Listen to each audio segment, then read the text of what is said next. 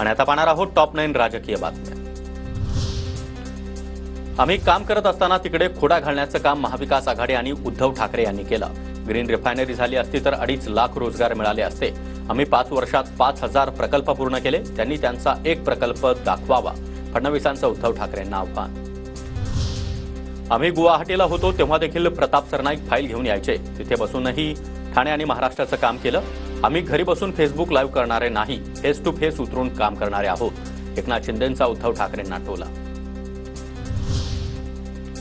सरकार मुख्यमंत्री पदासाठी महाविकास आघाडीतील नेत्यांनी देव पाण्यात ठेवल्यात। एकनाथ शिंदे यांच्या नेतृत्वातील सरकार आज जाईल उद्या जाईल सांगत होते। पृथ्वीराज चव्हाण यांना तारखा द्यायची सवय असेल तर त्यांनी कुठल्याही कोर्टात पट्टेवाल्याची भूमिका स्वीकारावी, आशिष शेलार यांचा निशाणा।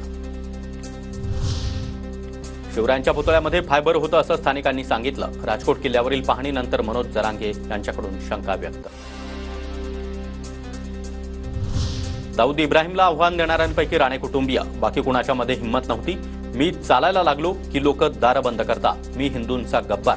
अहमदनगरमधील रामगिरी महाराजांच्या समर्थनासाठी निघालेला मोर्चा, नितेश राणे यांचं वक्तव्य। शरद पवारांचा 2 ते 6 सप्टेंबर दरम्यानचा दौरा झेड+ सुरक्षेसह होणार।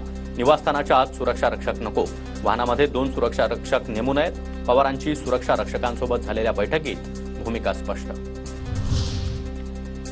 अमरावतीमध्ये नवनीत राणा आणि रवी राणा यांच्याकडून दहीहंडी स्पर्धेचं आयोजन। दहीहंडीला अनेक सेलिब्रिटींची उपस्थिती। नवनीत राणांनी अभिनेता चंकी पांडे, तुषार कपूर सोबत ठेकाही धरला।